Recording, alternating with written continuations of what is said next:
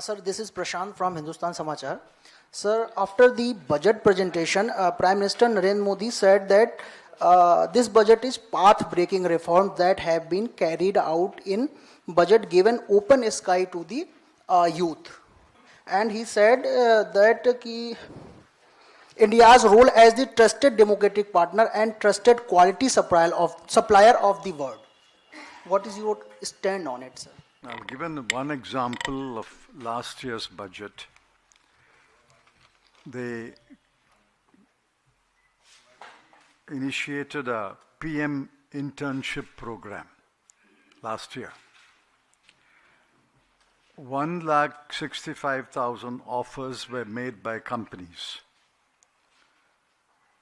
but only 20%, that is about 33,000 people, accepted the offer because the conditions were so unattractive. And after 33,000 which accepted the offer, 6,000 dropped out. So eventually, 1,40,000 offers were unattractive. So he must tell us which sector, which job is available to the youth. The unemployment rate for youth unemployment is close to 17%. Therefore, where does this budget create jobs? Where does this budget tell young people these are the jobs? I'm giving you an example of last year's budget program, and let's see what happened in this year's budget programs.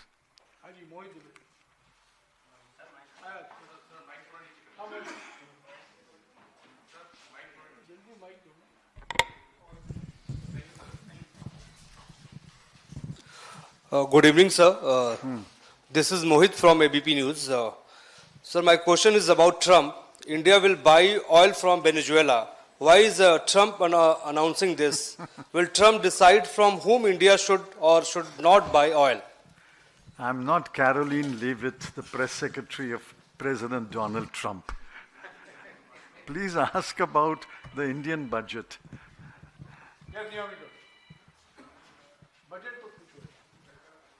Sir,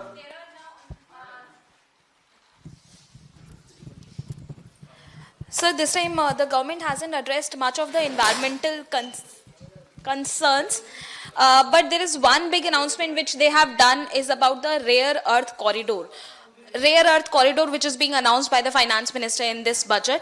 Kerala chief minister has expressed a concern regarding this, saying that it will give a push to the private portfolios, and also this is going to dilute the environmental clearances. Do you agree with this statement? Are you also concerned about this new announcement which the government has done? See, I'm never impressed by an announcement. I want to see the scheme. What are the conditions of the scheme? What is the amount provided for the scheme? And the technical data about the scheme. I don't want to comment upon an announcement. What is the use of an announcement unless you actually see the details of the scheme? Then I will comment. Chidambaram साहब, budget पर आपने बोला है, कुछ समय पहले Trump ने भारत की अर्थव्यवस्था को डेड इकोनॉमी कहा था, जिसका समर्थन नेता विपक्ष राहुल गांधी ने किया था। मैं आपकी राय जानना चाहता हूं आज के बजट के लाइट में कि आप भारतीय अर्थव्यवस्था को कैसे देखते हैं। क्या आपकी राय में भारतीय अर्थव्यवस्था डेड इकोनॉमी है?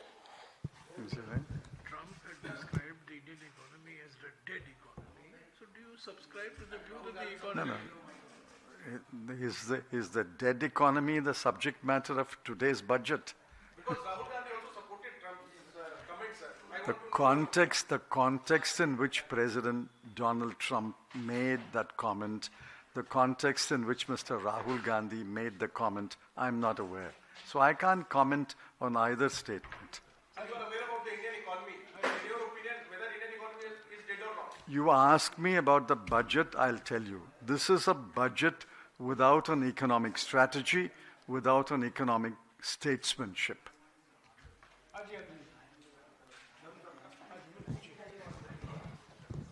आज के बजट में सर, मैं दूर दराज गांव से आता हूं, तो गांव का व्यक्ति बजट से कुछ उम्मीद करता है। जब बजट आता है तो उम्मीद होती है कुछ आएगा। और आज 80 करोड़ का वो देश है हमारा जिसमें 5 किलो अनाज के लिए लोग पीड़ित हैं। अभी इस साल सरकार ने अनाउंस किया है कि टीसीएस और टीडीएस को कम किया है। किन के लिए? जिनके बच्चे विदेश पढ़ने के लिए जाएंगे। अब विदेश पढ़ने के लिए जाने के लिए तो वो 80 करोड़ सुपरवाइज लोग हैं। 6701 करोड़ रुपए इन्होंने शिक्षा का बजट कम कर दिया है। 6701 करोड़ रुपए शिक्षा का बजट कम कर दिया है। तो क्या ये मान लिया जाए कि ये देश सिर्फ और सिर्फ अमीरों के लिए बचा है, गरीबों के लिए नहीं बचा है? saying is that she is facilitating youth to go abroad and study while she is not making adequate allocations for education. तो सवाल क्या है? सवाल See, this is, I understand the question. This is education, what the central government will spend on education. What this number I read, the cuts in the budget expenditure is about central government expenditure on education sector in India. Those who go abroad will go on their own money or on scholarship or on support from relatives or friends. This is cut in budget is to do with Indian government spending money on education sector in India. I am also asking the same questions. Rural families, rural middle class families, no have money for foreign countries. They need minimum fees and minimum budget schools. We are not talking about this. This number is not about foreign studies. This number is about Indian education. If rural families, poor families, middle class families do not have money to go abroad, I accept it. Even many upper middle class families are dropping their idea of educating abroad because the rupee is depreciated and Trump has made visas more difficult, student visas. So that is not the subject matter of this today's budget. Sir, सरकार की ओर से कहा जा रहा है कि जब से एनडीए सरकार आई है, मोदी सरकार आई है, डिफेंस के सेक्टर में यूपीए सरकार ने बहुत कम बजट रखा था, तमाम चीज़ों को ठीक तरीके से उतना मेहनत नहीं की, उतनी कोशिश नहीं की। लेकिन जब से मोदी सरकार आई है उसने डिफेंस सेक्टर में काफ़ी बढ़ोतरी करी है, इंक्रीजमेंट किया है बजट में और डिफेंस सेक्टर को पहले से बहुत मजबूत कर दिया है। क्या आपको भी ऐसा लगता है? You are asking about comparative expenditure in UPA and comparative expenditure in NDA on the defense. Let me tell you the numbers. Defense expenditure as a total expenditure, as a proportion of total expenditure was 16% in 2013-14.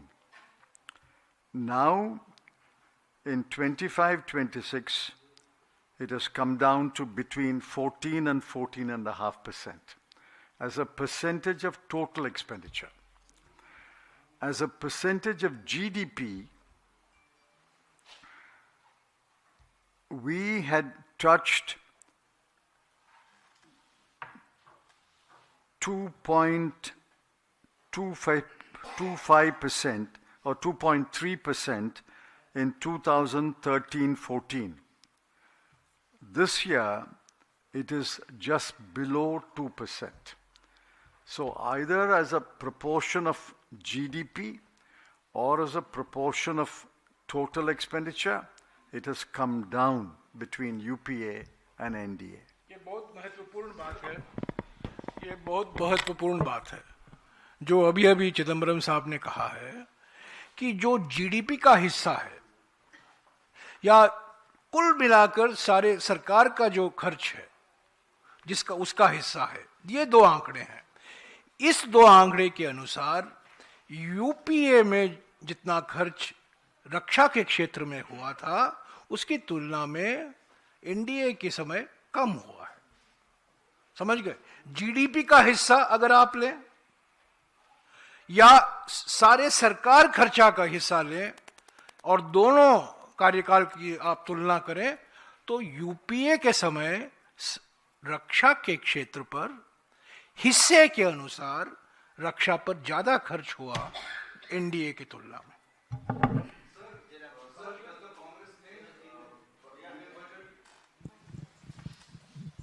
Sir, my question is to both Chidambaram sir and sir. My question is to both of you, Chidambaram sir and Jairam Ramesh sir. Sir, do you think this union budget presented by Finance Minister Nirmala Sitharaman masks a fragile household finance dynamic of the country, and why? Could you explain it? As far as I know, the last numbers released by the household survey, that financial savings of household have come down and household borrowing has touched an all-time high. I think household debt has touched 51.7% or so, and correspondingly household savings have come down. The finance minister did not even mention these two numbers. Whether she is aware of these two numbers and what her comment on these two numbers, I don't know. You should ask her when she addresses a press conference. घरेलू बचत दर में भारी कटौती हुई है और घरेलू ऋण बढ़ा है। ये दोनों आंकड़े महत्वपूर्ण आंकड़े हैं जिसका नजरअंदाज वित्त मंत्री ने किया है इस बजट में।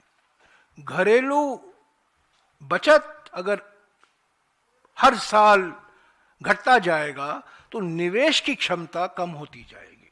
निवेश तभी हो पाएगा जब बचत होता है। तो बचत का दर गिर रहा है जैसा कि अभी चिदम्बरम जी ने कहा, और घरेलू ऋण ज्यादा बढ़ रहा है। तो घरेलू हकीकत को मद्देनजर रखते हुए यह बजट तैयार नहीं किया गया। ग्रामीण रूरल डेवलपमेंट अर्बन डेवलपमेंट में 39,000 53,000 almost 2 lakh crore budgetary cut in different ministries. But सरकार ने जो आज घोषणा की है उसमें जी राम जी बिल जो मनरेगा को रिप्लेस किया है, they have increase the budget of G Ram G budgetary allocation as compared to Manrega last year, sir. How do you see this? Let's look at the numbers. In Maganrega, last year, the budgeted expenditure was 86,000 crore and the revised expenditure is 88,000 crore. A little more or less the same. On G Ram G, I mean, I don't know what G Ram G means. It is the substitute program for Maganrega. Where is the allocation? Allocation is what? Allocation is 95,000 crore. So on 86,000 to 88,000 crore, they provided an average employment of 50 days a year. Last few years, they are providing an average of employment for 50 days a year per household, after spending 80,000 crore. Now today, by spending 95,000 crore, how does the government promise 125 days? 125 days must require 2.5 times the last year's allocation. 50 to 2.5 is 125. So 88,000 crore must go up to almost 2 lakh crore before you provide 125 days employment. यही नहीं, एक और मुद्दा है, इससे जुड़ा हुआ मुद्दा है ये बात सही है कि बजट में जी राम जी के लिए 95,000 करोड़ रुपया का आवंटन हुआ है, पर आप ये याद रखिए कि 60% खर्चा केंद्र सरकार की भागीदारी है और 40% राज्यों से आएगा। अगर राज्यों के पास धनराशि नहीं है, राज्य इस पर निवेश नहीं कर सकते, खर्च नहीं कर सकते, तो सरकार तो अपने मन में नहीं खर्च कर सकती। पहले से ही कहा है प्रधानमंत्री ने, 60-40 के आधार पर ये नया कानून लागू होगा, नया अधिनियम लागू होगा। मनरेगा में तो नहीं था, अभी तो 90-10 था, अभी तो 60-40 हुआ है। तो अभी ये जानना अभी बहुत समय लगेगा किस आधार पर राज्यों को आप आवंटन करेंगे, क्या फॉर्मूला अपनाएंगे, क्या सूत्र के आधार पर अलग अलग राज्यों को कितना पैसा दिया जाएगा, क्या वो राज्य ऐसे स्थिति में है खर्च करने की। मिसाल के तौर से राजस्थान को इस नए अधिनियम लागू करने के लिए करीब 4,500 करोड़ रुपया अतिरिक्त इस साल देना पड़ेगा। क्या राजस्थान की सरकार के पास इतनी धनराशि है? और सभी राज्यों के पास। तो ये आंकड़ों देना आसान है, बजट में एक आंकड़ा प्रकाशित करना आसान है, पर जैसा कि अभी चिदम्बरम जी ने कहा, घोषणा से मत जाइए, मुझे दिखाइए डिटेल क्या है, इस नए अधिनियम की डिटेल क्या है, राज्यों के साथ आपने मशवरा की है कि नहीं, किस आधार पर, किस फॉर्मूले के आधार पर, क्या सूत्र आपने अपनाया है कि अलग अलग राज्यों को इतना पैसा मिलेगा। वो डिटेल इस बजट में बिल्कुल है नहीं।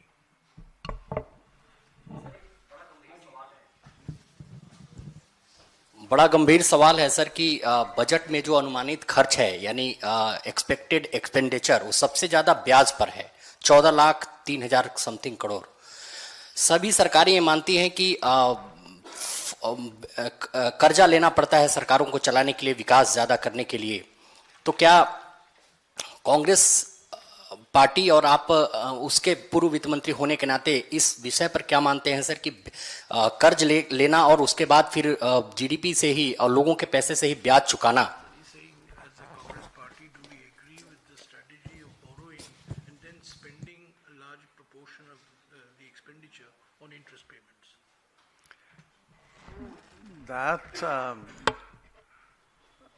That's a too simplistic statement. As long as the debt to GDP is under control,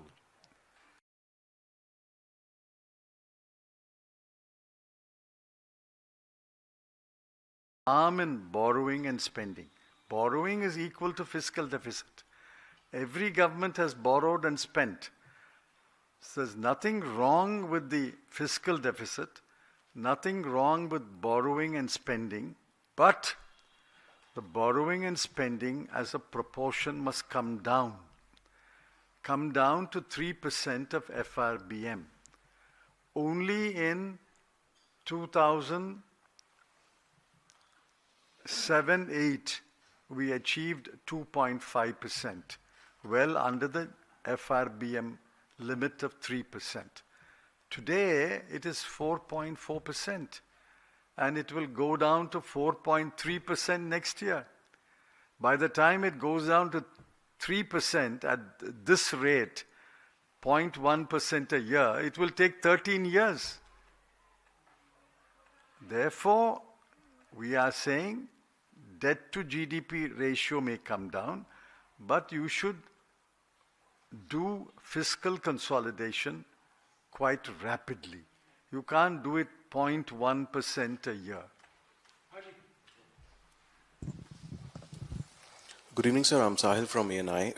Do you believe this budget has has snubbed Tamil Nadu or which is your home state as well? Because barely 2 mentions in the budget, rare earth corridor and high-speed rail, and Thirukural didn't even make it to this speech. Do you think it has been snubbed? Thank you. See, he heard so many snubs every day.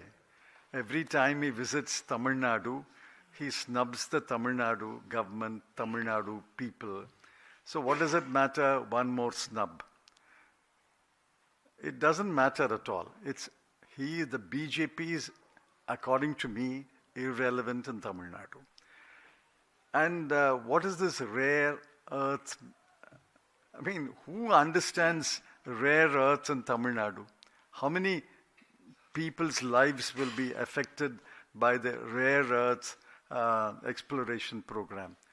These are all high-sounding words. But the fact is that he has denied funds to Tamil Nadu.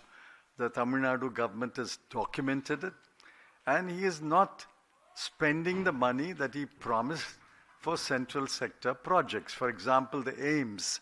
AIIMS in Madurai were announced several years ago. They are now talking about building an AIIMS for Ayush. Good luck, wherever it's located. But what about the AIIMS in Madurai? Why is it not functional? Tiruvalluvar also did not meet. I mean, I'm on behalf of Tiruvalluvar, I thank them for not mentioning him. There has been no mention of Chabar Port, though no funds have been allocated to Chabar Port. Do you think that India is quietly bowing to under this US pressure? I don't know whether the defense budget has a line entry on Chabar. I don't know. I have not read every line of the defense budget. I don't know. But it's possible you are right. Have you read the defense budget line by line? It's sad. It's sad if Chabar, which means they are succumbing to somebody's pressure. If you are right in your statement, the government of India is succumbing to somebody's pressure.